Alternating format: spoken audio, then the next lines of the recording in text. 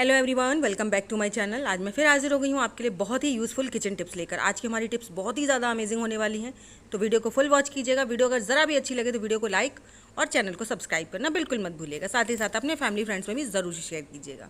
तो चलिए बिना देरी करते हुए आज की पहली टिप शुरू कर लेते हैं।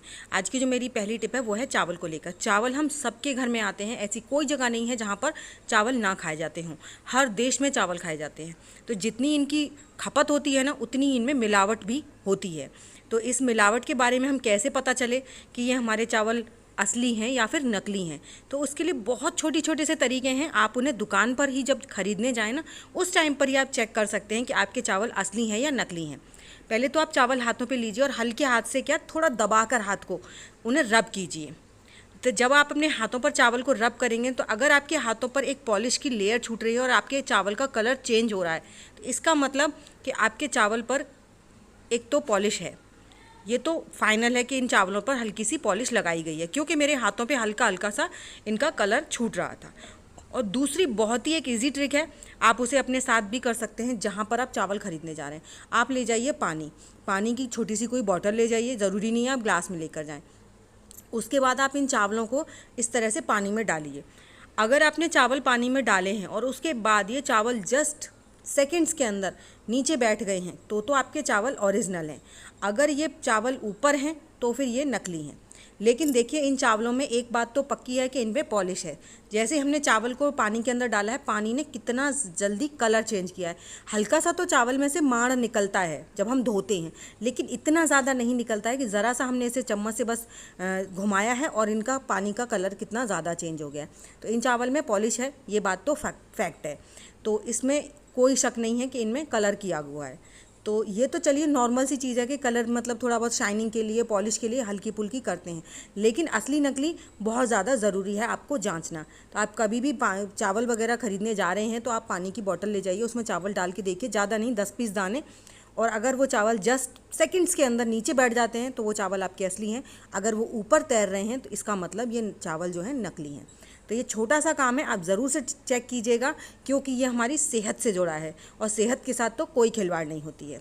तो आई होप आपको मेरा ये जो आइडिया है ज़रूर पसंद आया होगा। तो चलिए इसी के साथ बढ़ते हैं नेक्स्ट आइडिया की तरफ। तो जो मेरा नेक्स्ट आइडिया है वो भी चावल से रिलेटेड है। अब आपके घर में राशन आ गया, अब आप इन चावलों को असली नकली कैसे पता करें? तो आप एक तरीका और भी है, आप इसको अपने गैस पर रख लीजिए और इस तरह से चावल चारों तरफ से गैस के इधर उधर लगा दीजिए। उसके बाद आप ना इन चावलों को जलाकर चेक कीजिए। अगर आपके चावल की बिल्कुल राख हो जाती है जब आप इन्हें हाथों से छूते हैं, तो आपके चावल असली हैं। अगर नहीं हो रही है, इसका मतलब चावल नकली हैं। तो देखिए, मैंने चावल लगा दिए हैं और अब इसके बाद गैस को ऑन करके हमें इसे 2 सेकंड के लिए जलाएंगे। और 2 सेकंड सिम जलानी है, हमें फुल गैस नहीं चलानी है। सिम गैस पर ये चावल हल्के हल्के से बर्न होना शुरू हो जाते हैं। और जैसे ही हमारे चावल पूरी तरह से काले काले से लगने लगे, उस टाइम पर आप गैस को कर दीजिए बंद और फिर आप अपने चावल को चेक कीजिए। आप देखेंगे कि आपके चावल जो है ना, तुरंत तो जैसे आप इन्हें अपने हाथों से हटा कर देखेंगे तब आपको तुरंत पता चल जाएगा कि आपके चावल असली हैं या नकली हैं। लेकिन ध्यान से कीजिएगा, कहीं ऐसा ना हो गैस गर्म हो और आपके हाथ जल जाएं। तो देखिए, जैसे ही मैंने चावल को उठाकर रगड़ा है तो तुरंत इसमें से राख जैसी निकली है। इसका मतलब चावल तो असली हैं।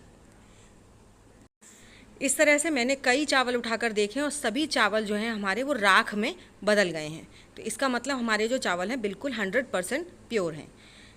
तो आप ये छोटा सा काम है ज़रूर चेक कीजिए। जब भी आप राशन वगैरह अपने घर में ला रहे हैं तो सबसे ज़्यादा मिलावट ना इन चावलों में होती है, क्योंकि इनकी खपत बहुत ज़्यादा हो गई है। सभी को चावल बहुत ज़्यादा पसंद है। तो चलिए इसी के साथ बढ़ते हैं नेक्स्ट आइडिया की तरफ। तो जो मेरा नेक्स्ट आइडिया है वो है हमारे फ्रिज को लेकर। जी हाँ, आपको लेना है एक टिश्यू पेपर और टिश्यू पेपर को डबल फोल्ड रहने दीजिएगा, सिंगल मत कीजिएगा, क्योंकि टिश्यू पेपर बहुत ज़्यादा सॉफ्ट होता है। उसके बाद आप ले लीजिए बेकिंग सोडा। अब बेकिंग सोडा आपको आधा चम्मच लेना है। आधा चम्मच बेकिंग सोडा लेने के बाद आपको फॉइल, जो हमने टिश्यू पेपर लिया है, इसको कर लीजिए फोल्ड। जैसे भी आप चाहते हैं उसी पोज में आप इसे फोल्ड कर लीजिए। मैं इसे इस तरह से कर रही हूँ कि हमारा बेकिंग सोडा भी निकले नहीं और हम इसका जो बनाने वाले हैं वो बहुत अच्छे से बनकर तैयार हो जाए। इसे अच्छे से फोल्ड करने के बाद आपको कोई भी नुकीली चीज़ लेनी है, चाहे फिर वो सेफ्टी पिन हो सकती है या फिर सुई हो सकती है। और उसके बाद आपको इससे ना छोटे छोटे से होल्स करने हैं। ध्यान रखिएगा, आपको बारीक चीज़ से ही होल करने हैं, किसी मोटी चीज़ से नहीं करने हैं। बारीक चीज़ से होल करने इसके ये होगा कि इसमें जो हम जिस चीज़ के लिए इसे बना रहे हैं वर्क अच्छे से करेगी। अगर आप मोटी चीज़ से होल कर देंगे तो इसका जो हमने सोडा इसके अंदर रखा है वो सारा सोडा जो है फैल जाएगा। तो अब इसे हम किसी भी कटोरी वगैरह में रख लेंगे जिससे कि ये गिरे भी नहीं और इसका काम भी अच्छे से हो जाए। तो चलिए इसे लेकर चलते हैं अपने फ्रिज के पास। जी हाँ, हम इसको रखने वाले हैं अपने फ्रिज में, फ्रीज़र में या फिर फ्रिज में, जहाँ पर भी आपके बैड स्मेल आ रही है, चाहे फिर वो फ्रीज़र हो या फिर फ्रिज हो। फ्रिज में ना मैंगो शेक बनाकर जब हम रख देते हैं तो आप देखते हैं इसमें बहुत ही गंदी स्मेल आने लगती है, पूरे में मतलब आम जैसी खुशबू हो जाती है। तो उस खुशबू को दूर करने के लिए हम यहाँ पर बेकिंग सोडा इस तरह से रखेंगे। बेकिंग सोडा रखने से ये सारे अपने अंदर जो इसकी स्मेल है उसे सक कर लेगा। तो आई होप आपको मेरा ये आइडिया भी ज़रूर पसंद आया होगा। तो चलिए बढ़ते हैं नेक्स्ट आइडिया की तरफ। तो नेक्स्ट टिप के लिए यहाँ पर आपको ले लेना है कोई भी प्लास्टिक का मग जिसे आप यूज़ ना करते हो नहाने के लिए। उसमें आपको डालना है बेकिंग सोडा। बेकिंग सोडा आपको अपनी रिक्वायरमेंट के हिसाब से बनाना है। मैं बना रही हूँ यहाँ पर टॉयलेट क्लीनर। मैं बिना हार्पिक के और बिना किसी केमिकल के आपको आज सिर्फ 2 चीज़ों से टॉयलेट साफ़ करके दिखाऊंगी।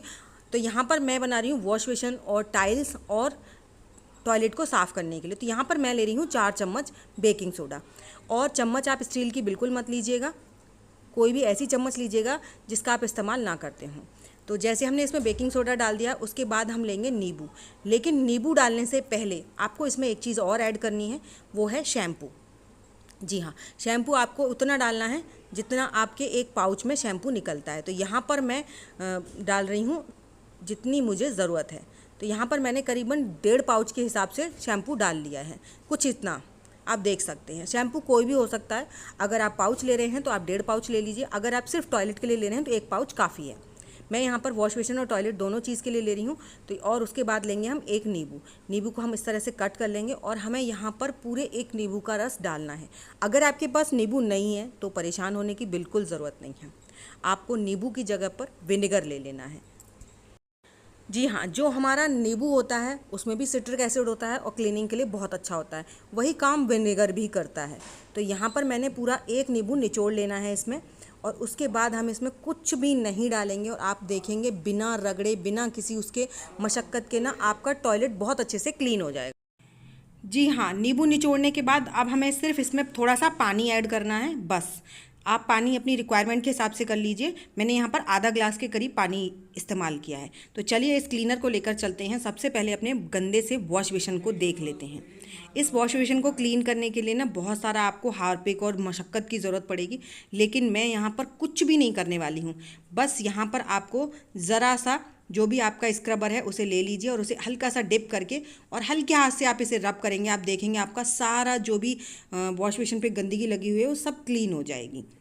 हल्के हल्के हाथ से पहले से आप लगा दीजिए, टैप पर भी लगा दीजिए। जो भी, अगर आपका प्लास्टिक का टैप है तो प्लास्टिक के पे लगा दीजिए, और स्टील का है तो आप स्टील के पे भी इसे लगा सकते हैं। इससे बहुत आसानी से हमारी कितनी भी गंदी टाइल्स हों, वॉश बेसिन हो या टॉयलेट हो, सब बहुत आसानी से क्लीन हो जाता है। अब हार्पिक से ना हर किसी को सूट नहीं करता है, क्योंकि उसमें बहुत ज़्यादा मात्रा में केमिकल होता है, एसिड होता है, जिससे कि हमारे हाथ वगैरह में अगर कहीं कट लगा हो ना तो वो तो बहुत ही ज़्यादा परेशान हो जाता है। और लेकिन इससे हम जब इसे साफ़ करते हैं ना तो हमारे हाथों को कोई परेशानी नहीं होती और हमारी जो भी गंदगी है वो सब साफ़ हो जाती है। तो इस तरह से मैं इसे हल्के हाथ से लगाकर और थोड़ी देर के लिए छोड़ दूंगी। उसके बाद मैं इसे पानी से साफ़ करके आपको अभी दिखाती हूँ। तो यहाँ पर कुछ सेकंड छोड़ने के बाद अब नॉर्मली हम इसे पानी से धो देंगे और आप देखेंगे बहुत ही आसानी से आपका सारा वॉश बेसिन में से जितनी भी गंदगी थी वो सब हो गई है साफ़। तो ये तो हो गया हमारा वॉश बेसिन को क्लीनिंग को लेकर। चलिए अब कर लेते हैं फटाफट से अपनी टॉयलेट को भी साफ़। और वॉश बेसिन तो हमारा एकदम बढ़िया तरीके से चमक गया है ना। कोई नहीं कह सकता कि ये आपने नॉर्मली हाथों से कुछ चीज़ों को ऐड कर कर किचन वाली चीज़ों से ही आपने इसको चमकाया है।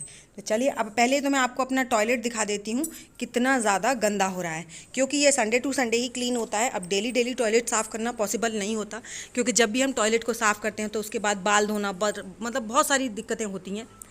तो यहाँ पर बस मैंने क्या कहना है, इसको हमें जो भी हमने अपना सॉल्यूशन बनाया था उसे बस आपको टॉयलेट में डाल देना है। और डालने के बाद अभी आपको उसको रगड़ना वगड़ना बिल्कुल भी नहीं है।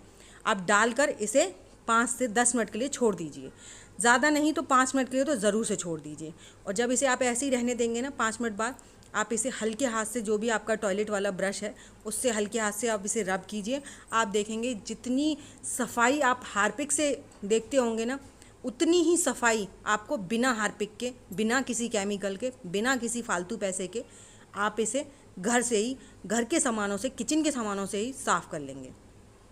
देखिए मैं इसे हल्के हाथ से रब कर रही हूँ, बहुत हल्का, ऐसा नहीं है कि मैं इसे बहुत ज़्यादा रगड़ रही हूँ, कुछ नहीं, क्योंकि इतना रगड़ने की ज़रूरत ही नहीं होती है इससे। तो इस तरह से आपकी कितनी भी गंदी टॉयलेट हो, आप बहुत आसानी से इसे क्लीन कर पाएंगे।